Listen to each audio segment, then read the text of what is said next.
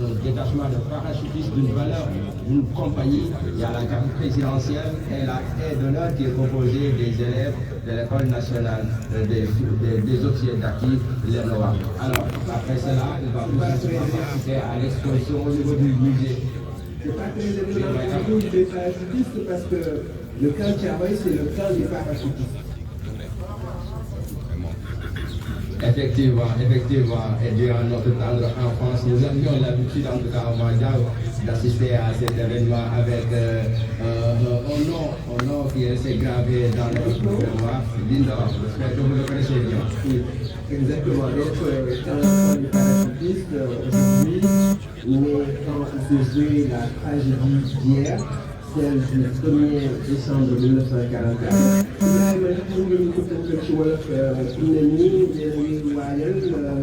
président bi di waajal ci côte waaja teew. Omar Diaw ni ko waxee noonu la daanaka nag président soreetul gannaaw bu mu kii bàyyi ko fi nga xamante ne moo di palais de la République mu ngi fas yéene nag ñëw fii ci cimetière national bu Thiaroye nekk première étape bi nga xamante ne mooy am ci wàllu màggal li de 80e anniversaire du massacre bu Thiaroye ci loolu nag ñu gis ne daanaka lépp yemb na organisateurs yi def na seen kéem kattan ngir dalal ñi nga xamante ne ñoo di kilifa yi di wax rek ne ki nga xamante ne le ministre des forces armées moom le général Birame Touré c'est Yàlla Tanga, le haut commandant de la gendarmerie nationale, l'inspecteur général des forces armées, le chef d'état-major particulier du chef de l'État, le grand chancelier, ñoom ñëpp nag ñu ngi ci ngir xaar ki nga xamante ne moo di le président de la République. ci biti nag ngeen gis ne askan wi génn nañ ñeent daal di bokk ci li nga xamante ne moo di xaw bi di xaw bu am solo boo xamante ne dafay bokk ci luy rétablir li nga xamante ne moo di taarix ndaxte comme ni ko waxee fan yi ñu bëri ñu ngi wax ci li nga xamante ne moo xaw Thiaroye 44 le 1er décembre 1944 di ay tirailleurs sénégalais yoo xamante ne daal dina leen boom ci loo xamante ne dañoo doon laaj rek li nga xamante ne moom lañu moom ba tey jii nag tey li nga xamante ne ñoo fi nekk ne fas yéene nañu benn yoon fàtte leen donc moo tax tey jii ñu taxaw kenn ngir daal di leen màggal ci màggal boobu nag ñu gis ne am na ay étapes yoo xamante ne kilifa yi fas yéene nañ ko teg bu ci mel ni cimetière bi nga xamante ne muy sëlu Thiaroye yi nga xamante ne fii la président de la république njëkk a ñëw bu fi bàyyi ko nag dina dem fi nga xamante ne moo di camp militaire bu Thiaroye di wax rek nag Oumar Diaw déjà kilifa yi le 16 août 2024 le premier ministre ci arrêté boo xamante ne jëloon na ko daal dinay teg benn commission scientifique boo xamante ne y a différents profils yoo xamante ne y a l'armée des archives des historiens yoo xamante ne dañuy fas yéene liggéey ci ngir dëgg xëy maanaam rétablir la vérité ci loolu nag am na benn mission boo xamante ne sax def nañ ko France benn mission de 10 jours boo xamante ne daal dina ñoon def ay investigation yu bëri ci yenn structures yi ban am na ñoo xamante ne jot nañ ci waxtaan ak ñoom ñu ngi xamal ne jot nañu am yenn information yi yenn preuve ci li nga xamante ne moo xaw le 1er décembre 44 ci Thiaroye mais nag c'est des travaux de restitution yoo xamante ne ñoom jox nañ leen délai ba le 3 avril veille de la célébration de l'indépendance du Sénégal ci lañu fas yéene jébbal liggéey yooyee muy ñu jàpp ne nag liggéey bu mucc ayib la yoo xamante ne tey jii amaan nag bu ñu ko joxee kilifa yi dinañu xam fi dëgg fekkee parce que rapport officiel yi nga xamante ne jox nañ ko ñu lire ko ci li ñuy gis ci wàllu bind am na ñoo xamante ne dañ ñaan 35 morts 35 blessés fii nga gis yeneen écriture yu ñuy wax naan y a 40 morts feneen fii ñu naan y a 70 morts alors que se trouve la vérité fan la dëgg bi fas yéene ma ne président Hollande bi mu fi ñëwee ci 2014 dafa wax ne 70 morts ñu jàpp mais ñëpp xam nañ ne ñu ko weesu mbir mi ñu koy teew ci moo tax commission boobu ngay wax daal di demoon France def ko fukki fan. def ko fukki fan am ay documents mais on est en histoire c'est-à-dire mënoo am document tey rek exploité ko tey d'ailleurs ñoom bi ñu gisee document yi joxuñ leen ko ci saa si dañu leen wax ne danañ leen ko numériser daal di leen ko envoyé plus tard donc dinañ leen ko jox léegi ñoom suñ leen ko joxee après nag la ñu def ce qui est exploitation daal di ko càmbar seet loolu ndax ñoom parce que déjà lu ñu gis nañ ay acte bu décès tirailleur maanaam ay këyit yuy firndeel ne que tirailleur yi génn nañ àdduna mais loolu yëpp dafa am temps bu muy jël pour topp ko pour seet ko pour xool lan lay wax et donc comme ni nga ko waxee ca boobu mois d'avril 2025 ñu génne ñoom commission boobu nga xam ne ñoo demoon France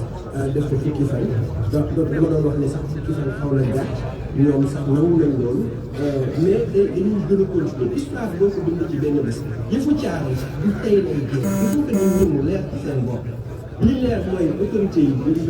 la République du Sénégal dafa décider leeral mbir ñu nekk dans une démarche de vérité ak bu mu mënti doon ak dëgg bu mu mënti doon te la ñuy tontu ba pare nag continuer di wéyal mbir mi di seet di continuer de suivre parce que ñu bëri moom mën na làqu ñu doon seet xëy na fi du seet ñoom am na ñoo xam ne par exemple tey ñu ngi wax ne dañu war a seet ay archives même dans les archives américaines parce qu'il y avait une présence américaine à Dakar au Sénégal dans ces années-là entre 1943 et 1944 kon nag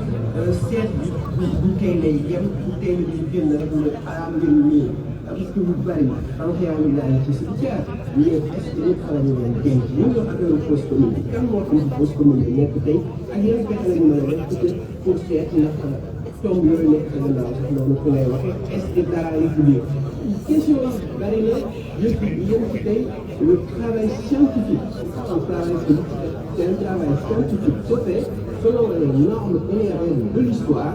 la démarche historique, la méthodologie historique, la quête d'archives, l'interprétation des archives, parce que 17 archives, c'est une chose, mais pouvoir faire parler l'archive, beneen affaire. Quelle est la validité de l'archive? Est-ce que wóorul ainsi de suite. Parce que par exemple, bu ñu leen wax ne tirailleurs yi dañu ñëw à l'escale de Casablanca parce que 315 dañoo wàcc suñu wàcc suñu jëm quand lañu am Casablanca quand lañu am donc est-ce que c'était pas déjà la préméditation qui était en train de fonctionner mbir yi daal doy na waar lu bari. waaw mbir mi doy na waar Omar Diaw jamono ji mooy àddu nag ñu ngi si d'honneur bi nga xamante ne école nationale des officiers d'active ñoo ko daal di composé d'honneur bi nag le président de la République daal di jaar ngir def li nga xamante ne moo di dépôt de gerbe de fleurs si foofu nag am na ay drapeau yu bëri yoo xamante ne day symboliser réew mi nga xamante ne ñoom la ñuy woowee les tirailleurs sénégalais ñu waxee les tirailleurs sénégalais ñu bëri ba nekk laa ne ay sénégalais rek la waaye en réalité ñu bëri la ñoo xamante ne dañoo bàyyi ko ci yeneen réew ngir daal di former benn régiment boo xamante ne en 1857 la woon ñu daal di leen di former nag ci Sénégal donc recrutement bi ñu ko doon def hors de nos frontières loolee nag moo daal di constituer la force noire wala sax l'armée noire bi nga xamante ne dafa daal di jàppale France ci li nga xamante ne moo di libération boobu donc tey jii Omar Diaw pour wane leen rek ne paradoxe bi moom maanaam wax yi dafa wóor déjà en 2014 quand le président François Hollande remettait des documents au président sénégalais mu ngi doon reconnaître ne y avait 70 morts alors que dans ce cimetière national de Thiaroye on nous dit qu'il y a 1200 centres anonymes. Alors, c'est un paradoxe. Donc, où se trouve la vérité? D'autant plus que les archives officielles, aujourd'hui, nous renseignent sur le nombre de ces morts. Des fois, on parle de 35 morts, de 40, de 70. Et surtout, la pertinence de la décision prise par les autorités de pouvoir rétablir ce pan de l'histoire sénégalaise. Déjà, le 16 août, un arrêté a été pris par le Premier ministre Ousmane Sonko pour en tout cas mettre en place une solution scientifique chargée de travailler sur la commémoration du massacre de tirailleurs sénégalais. Et aujourd'hui, il est heureux de constater que la commémoration de ce 80e anniversaire du massacre de Thiaroye est vraiment faite dans une autre dimension telle que nous n'avions pas l'habitude de le connaître. Alors, toutes les dispositions sont prises ici pour que l'événement se passe dans les meilleures conditions. Sous peu, le président sera reçu ici au cimetière de Thiaroye avec tout un dispositif pour pouvoir en tout cas passer comme il le faut l'étape de Thiaroye qui, comme vous le savez, l'étape du cimetière de Thiaroye où le président va, après avoir déposé les gerbes de fleurs, assister à l'exposition qui se trouve au niveau du cimetière, l'exposition où l'armée nationale a eu à faire un travail en tout cas important. Alors pour moi, Diaw le dit nag muy àdduna ngeen teewlu président de la République xam naa su dee suñu gannaaw boobu waaye foofu nga xamante ne moo di palais de la République di fàttali rek ne wax yi nag daanaka dafa waroo ndax lu tax tey jii en 2014 le président François Hollande bu ñëwee Sénégal daal di lay jox parce que ñoo di kilifa yi benn document boo xamante ne ay archives la ñu relaté li nga xamante ne moo di situation bi mais Ibrahima ñu waxoon 70 ci yeneen archives ñuy gis ne am na ñuy relaté 35 morts 35 blessés ci beneen wàll wi am ñu naan 40 tey jii ci cimetière yi ñu nekk ci sëg yi ñu naan lu toll ci ñaar téeméer ak ñaari tomb ñoo fi daal di nekk alors Abdoulaye daal di samp fan la dëgg bi nekk fan la Ibrahima nekk Ibrahima waa dëgg bi moom la ñuy wër moo tax ma ne woon sànq dëgg bi ñun léppay feeñ tey non tey sax mën nañu wax ne jàpp ne début la commencement la dëgg bi dañ koy wër dañ koy wuti ndax ci dëgg boo koy seet fekk am na lu ñu làkk volontairement ou de façon consciente ou inconsciente kon dëgg bi doo ko gaaw a gis moo taxoon ne yàgg nañu gëstu ci mbirum caawa donc léegi Sénégal gën cee taxaw joti ci at mi daal di taxawal comité boo xam ne moom lay loolu rek mooy liggéeyam at li nga ko dem nañ fi ba France am nañu fa seeti yoo xam ne bokku woon ci li nga xam ne moom la ñu joxoon ci 2014 parce que ci voilà donc Ibrahima je te retourne l'antenne, le président est certainement au poste du cimetière. Effectivement, Omar Diaw, nous allons d'un moment assister à l'arrivée du président de la République, Bassirou Diomaye Diakhar Faye, qui sera accueilli par les autorités militaires. À la tête, le ministre des Forces armées, le général Biram Diop, accompagné des autres autorités de la gendarmerie pour pouvoir en tout cas passer cette première étape de la commémoration du massacre de Thiaroye. Alors, vous l'avez rappelé tout à l'heure qu'aujourd'hui, si on parle de tirailleurs sénégalais, ce n'est pas simplement les Sénégalais, mais le recrutement qui a été fait hors de nos frontières et que ce premier régiment-là a été formé au Sénégal en 1857. Et c'est justement ce régiment-là qui constitue la force noire ou même l'armée noire qui se battait aux côtés des Français pour participer à la libération de la métropole. Et aujourd'hui, il est heureux de constater que les nouvelles autorités-là ont en tout cas pris leur courage en deux mains pour pouvoir ou bien vouloir établir cette vérité parce que les différentes archives parlent d'une manière paradoxale. Pourquoi? Parce que des fois, vous verrez des archives où on note 35 morts, 35 blessés, des fois 40 morts, des fois 70 morts.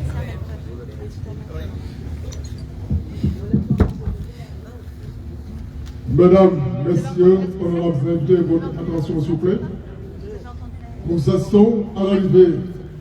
de M. Ousmane Sonko, Premier ministre. Welcome!